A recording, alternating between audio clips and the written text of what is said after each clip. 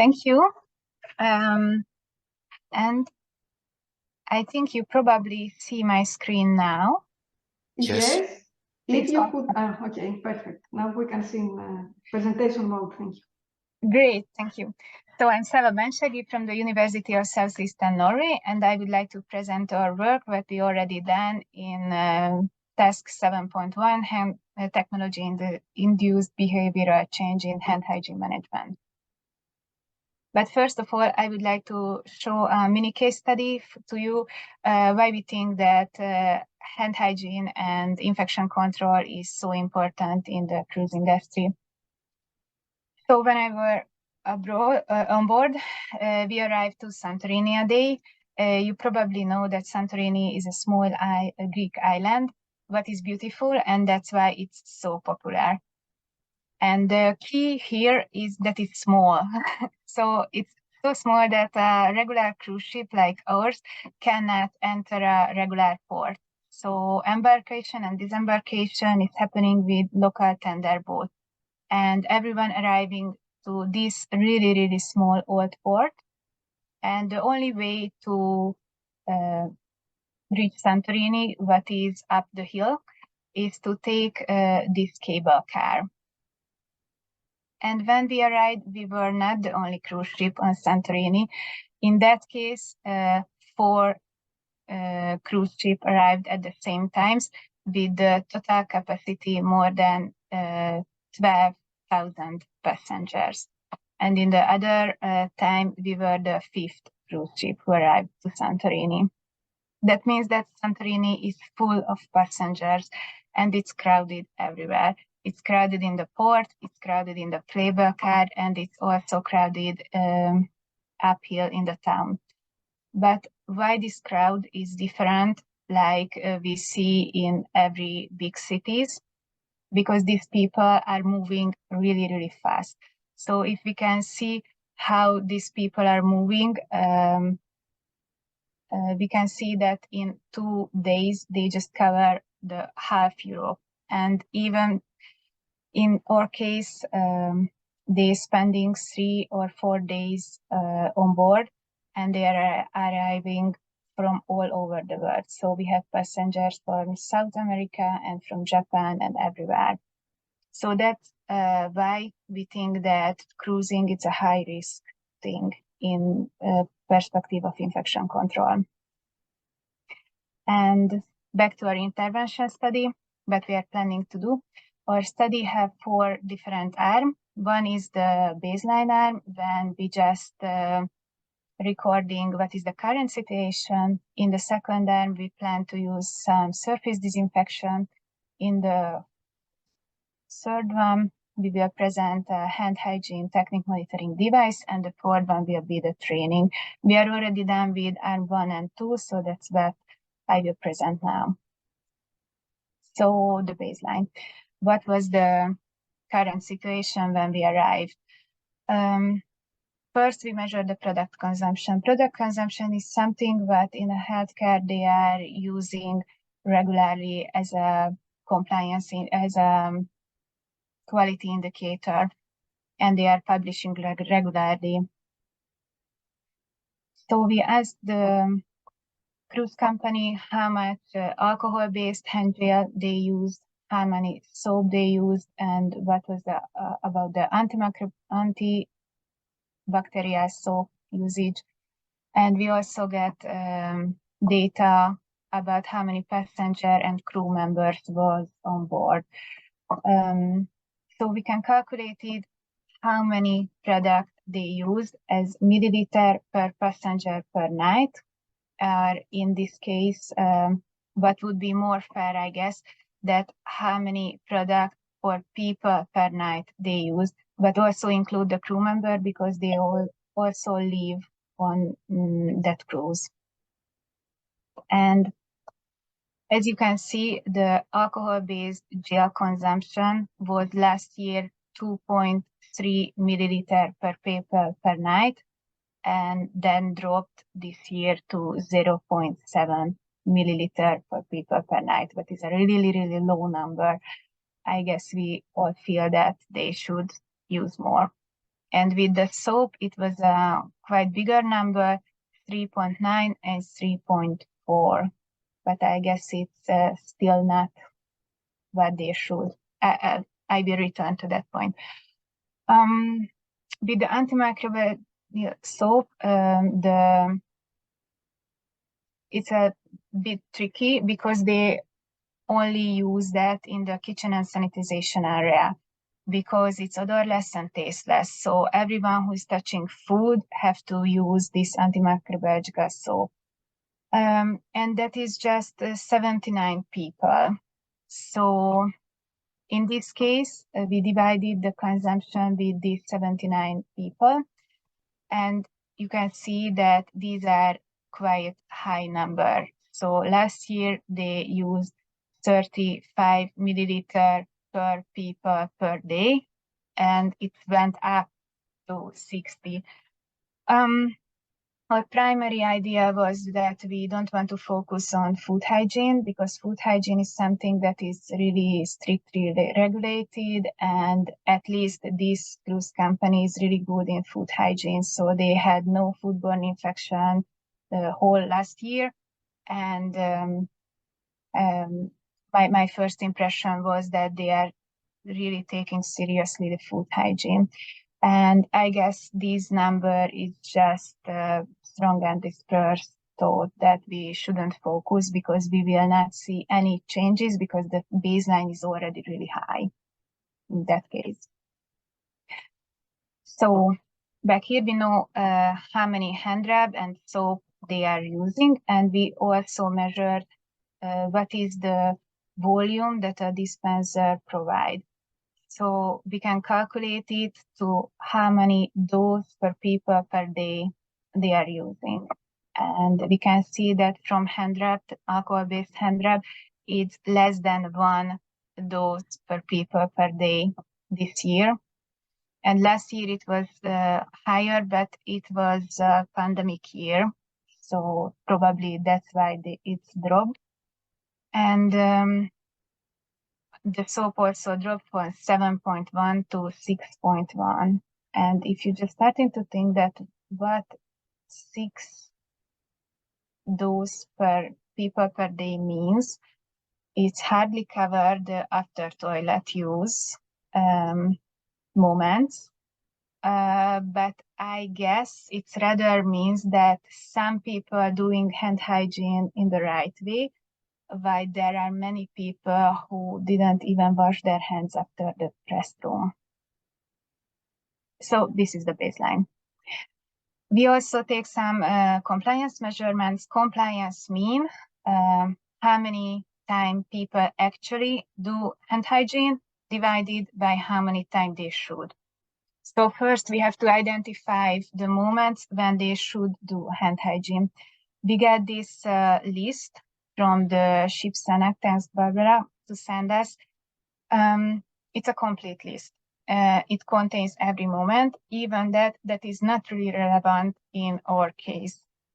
Like before preparing food and before touching plants and before touching pets, pets and plants were not present in our cruise ship. So it's really a complete list. I prefer something like that. I already showed you. It's the 5 moments. It's for healthcare. So it starts with the hypothesis that everyone knows the general moments when they should do hand hygiene, and these just adding the healthcare specific moment that was not present in the regular everyday use.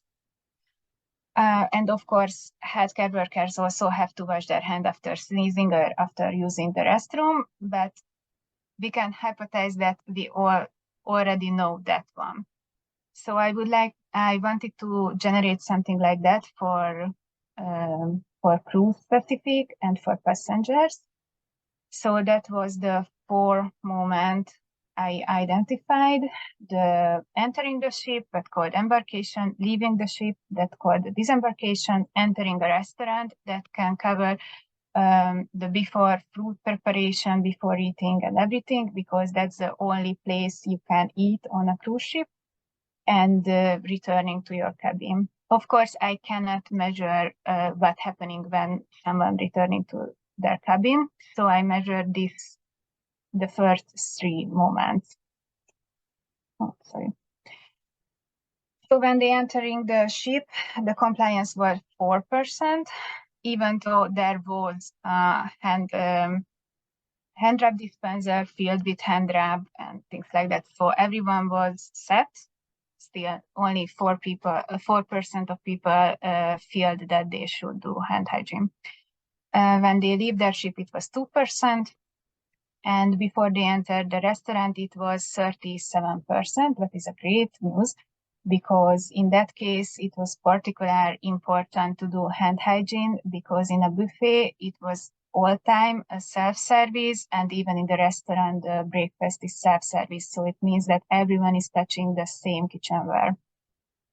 So if someone entering without washing their hand after the restroom, that means that you can also get this germ and then eating. But before entering the restroom, there was 2 really different settings. So in the restaurant, there was a kind lady who asked everyone whether they would like to sanitize their hands, even with this dispenser or with this highly innovative spritz button. And in that case, the compliance was 61%. While in other case, in the buffet, there was the same devices present, but no one were there to directly ask to use that. And in that case, the compliance was only 5%. So I think this lady is the most effective hand hygiene measurement I ever seen.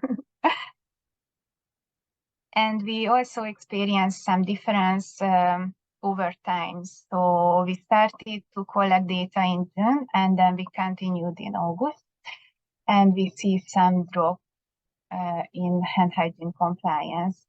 So I had a conversation with this lady, and many people, when she said whether they would like to disinfect their hand, not just refusing that, but refusing and providing a reason why they feel that they don't want to disinfect their hands. So I asked what is the most common reason. So they mentioned some. The most common one that the passenger said that it's remind me to COVID. So hand hygiene, in that case, it's something that they would like to forget. They coupled that with the pandemic, and they feel that, okay, the pandemic is over, so we don't have to wash their hands anymore. And they feel that really offensive to remind them to the pandemic with these hand hygiene things. The other one that they mentioned that they have skin problems, and I guess it can be true. And it's also related to COVID, because when COVID started, there was a liberation in the hand rub market. So basically everyone was allowed to generate and sell hand hygiene products. And some of them was really low quality and really caused some skin problems. And for the people who was not familiar with alcoholic hand rub before, that was the first time they tried, and they experienced that hand damage, and they decided that they will never ever use it again. So even though we have plenty data from the literature that a well-designed hand hygiene product is more skin-friendly than a soap, I think it's a valid point. The other one, that I just had a shower, but sounds so stupid that I didn't want to believe, but I really heard during my compliance measurement a lot. And it's really hard to explain, but it sounded something like I'm not so dirty that you have to disinfect me before I entering a common place. So for me, it means that they don't really get the whole idea about hand hygiene, and they really think that hand hygiene is just something the dirty people need. And there was one more that they said that they don't like the feelings of this hand gel. What is true, because in this particular case, the hand gel that they are using really produce some sticky feelings. So it's not the best product. And this is the current state of the dispensers, what is related to this sticky hand gel. It's not unique. I commonly see that in grocery shops and even in hospitals. So the gel is so sticky that it sticks to the dispenser and immediately started to collect dust from everywhere. And it's really hard to clean that. So I tried to clean one dispenser to take a photo, and it took me 10 minutes. And a couple of days after, it looks the same. So it's really, really hard. And I'm not sure you see my mouse. Please confirm. Great, thanks. So the other thing that's happening, that the gel residue stay here and then drying out. And then next time, the next dose cannot enter. So it just cover everything all around the dispenser. And when it also cover the sensor that is here, then the dispenser cannot recognize the hands anymore. And that's what we see here and here and here. So it's the picture I made after the disembarkation. I also counted the compliance, and many people tried to use the dispenser and was really disappointed because they didn't get any product, because the sensor didn't see their hand, but when they took their hands out, the dispenser dispensed.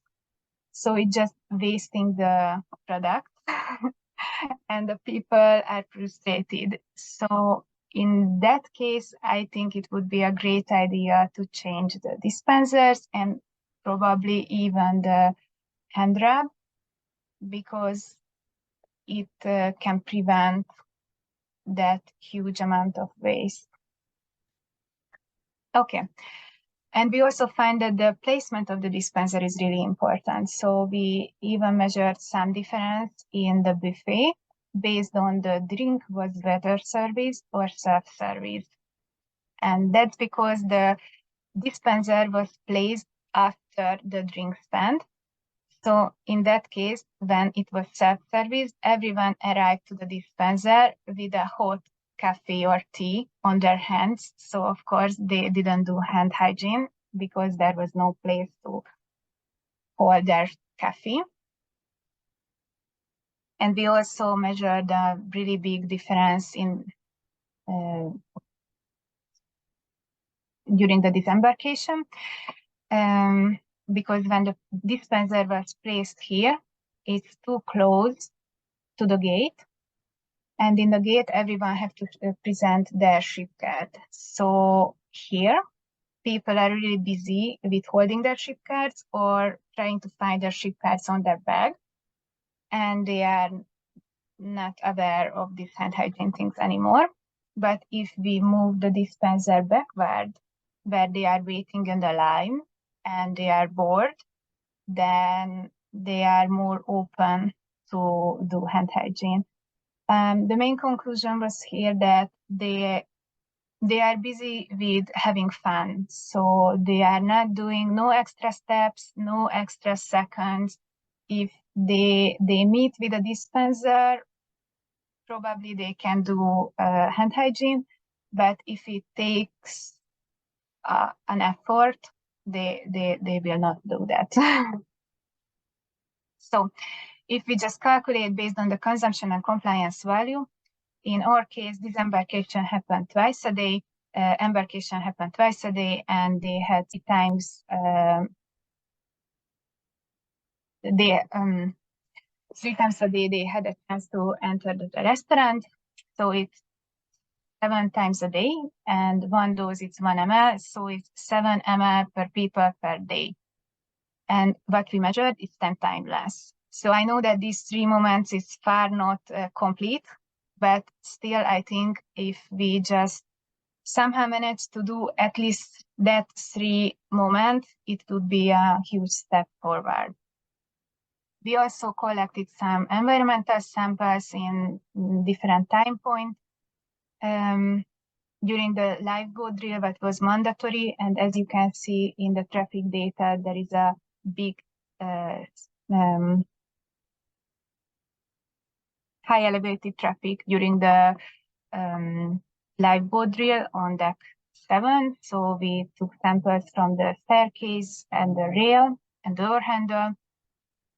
We also took samples during and after the disembarkation. As you can see, during the disembarkation, in less than an hour, 1,000 people used this staircase, and 1/4 of them are touching the rail. So we collected samples from the rail and from the elevators inside the non-site panel. And on the next day, we collected environmental samples. During this nighttime, there is no peak in traffic. It's rather a continuous elevated traffic. So we also collected samples from the rail, from the outdoor knob, and the door handle from the restrooms, public restrooms. Yeah, and here we arrived to arm 2 for the surface disinfection spray. Our first idea was to apply some surface disinfection spray, but all promise long-time antimicrobiological effect. But we didn't really familiar which one is a great product, so that's why we decided to make some pilot experiment in Norway in our campus. So we bought 4 different spray, and we applied them to our door handler, but we have plenty of them in our campus. And we sampled with ATP swabbing, and we measured the CFU by contact plate. So all the 4 spray had different ingredients. And as you can see, it promised something like log 4 reduction for a year, or log 6 reduction for 30 days, or log 4 reduction for 500 days.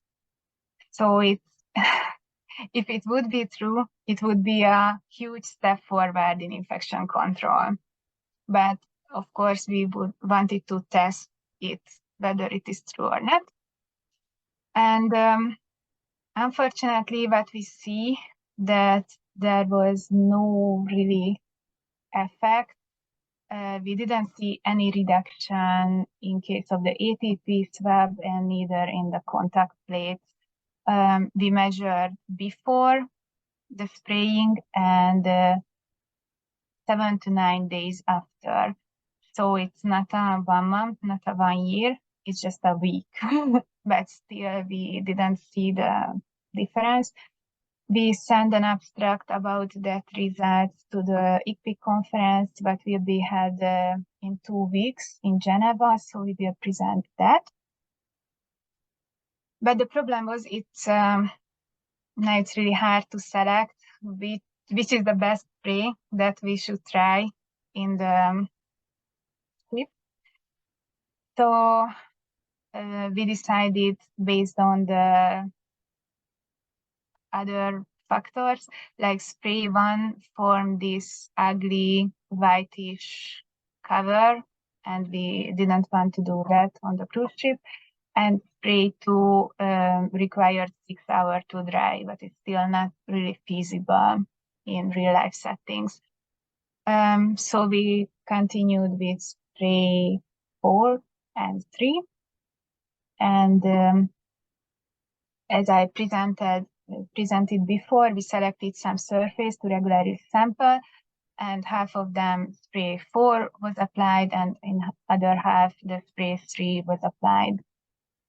And I also treated many surfaces on the ship, like the forward and midship staircase, all the rail from floor 1 to floor 9, and the public restroom outdoor knobs in deck 4, 5, and 7, and all the 6 main elevator inside and outside panel in each deck. So if this sprays had some effect, we really expect to see at least some difference. And but as you can see, we didn't really see. So the gray is the arm 1, the baseline arm, and blue one is the arm 2, the sprayed surface. And I just want to mention once more that every sampled surface was directly treated 1 or 2 days before the sampling with that spray. So not a month, not a year, 1 or 2 days. And we didn't really see any reduction. I separated whether it was treated with spray 3 or spray 4. As we can see, spray 3 has no effect. In case of spray 4, maybe there is some reduction, but it's not even log 1.